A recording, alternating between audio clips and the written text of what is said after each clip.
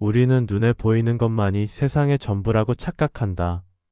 하지만 물리학의 법칙이 보이지 않는 힘을 설명하듯 인간의 정신도 보이지 않는 흐름 속에서 움직인다. 프로이드는 인간의 의식과 무의식을 설명하면서 정신세계가 보이지 않는 힘에 의해 작용한다고 주장했다.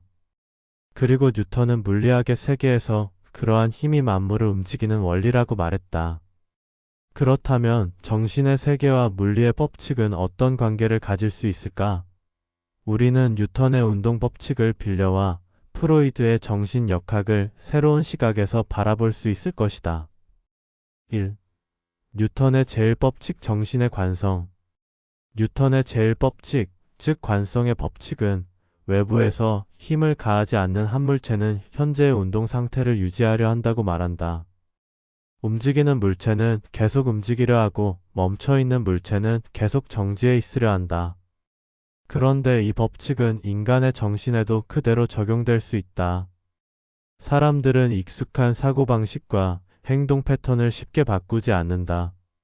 어떤 사람이 오랫동안 자신을 비관적으로 바라보며 살아왔다면 그 사람의 정신은 계속해서 부정적인 방향으로 흐를 가능성이 크다.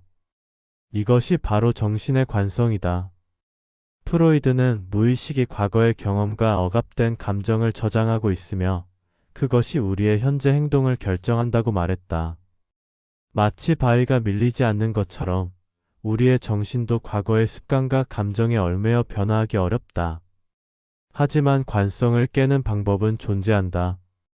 뉴턴의 법칙에 따르면 외부에서 힘을 가하면 물체는 움직이기 시작한다. 마찬가지로 정신의 흐름도 새로운 경험, 깨달음 혹은 강한 의지가 개입하면 변화할 수 있다.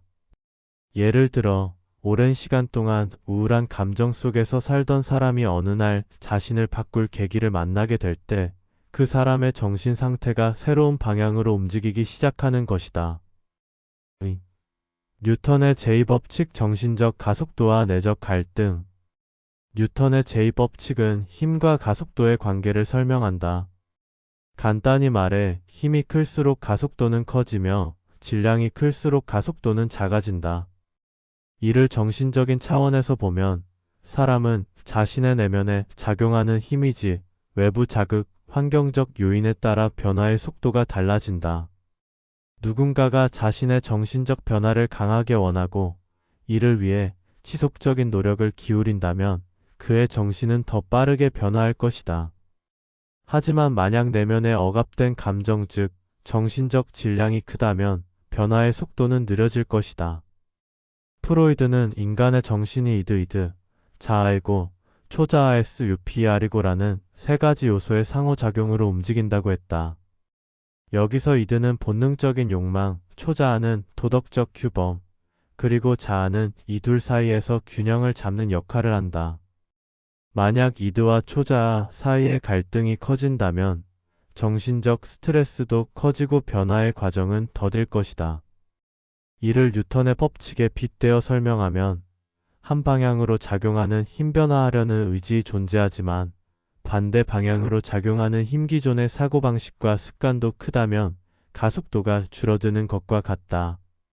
결국 우리가 정신적으로 변화하고 성장하기 위해서는 내면의 갈등을 조정하고 변화의 방향에 더 큰 힘을 가해야 한다. 3. 뉴턴의 제3법칙 무의식의 반작용. 뉴턴의 제3법칙은 모든 작용에는 크기가 같고 방향이 반대인 반작용이 존재한다고 말한다. 우리는 흔히 행동의 원인을 외부에서 찾지만 사실 우리의 무의식이 강한 반작용의 힘을 만들어낼 수 있다. 프로이드의 개념 중 하나인 반동 형성 리액션 포메이션은 무의식이 강한 반작용을 일으키는 대표적인 사례다. 예를 들어 어떤 사람이 속으로는 불안을 느끼지만 그것을 억누르기 위해 지나치게 자신감을 표출할 수도 있다. 혹은 무언가를 강하게 원하지만 그것을 부정하려는 마음이 더 강해져서 반대되는 태도를 보일 수도 있다. 또한 트라우마를 겪은 사람이 그 감정을 무의식적으로 억누를 경우 반작용으로 신체적 증상의 두통, 불면증이 나타날 수도 있다. 이는 정신적인 힘이 작용할 때 무의식이 그에 대한 반작용을 일으키는 사례로 볼 수 있다. 뉴턴의 법칙에 따르면 우리가 특정한 방향으로 나아가려고 할 때 그 반대 방향에서도 힘이 작용한다. 정신적으로 변화하려고 노력할 때도 마찬가지다. 우리는 종종 과거에 나와 싸워야 하며 새로운 사고방식을 받아들이기 위해서는 오래된 습관과 무의식의 저항을 극복해야 한다. 4. 정신과 물리의 조화. 뉴턴의 물리 법칙은 인간의 정신세계와도 밀접하게 연결될 수 있다. 관성의 법칙 우리의 정신은 익숙한 패턴을 유지하려 하고 변화하려면 외부의 힘자각, 경험, 노력이 필요하다. 가속도의 법칙 정신적 변화는 가해지는 힘과 저항의 크기에 따라 달라진다. 내면의 갈등이 클수록 변화는 느려진다. 작용 마이너스 반작용의 법칙 새로운 사고방식을 받아들이려 할 때 무의식의 저항이 반작용으로 나타날 수 있다. 우리는 종종 왜 변화가 어렵지?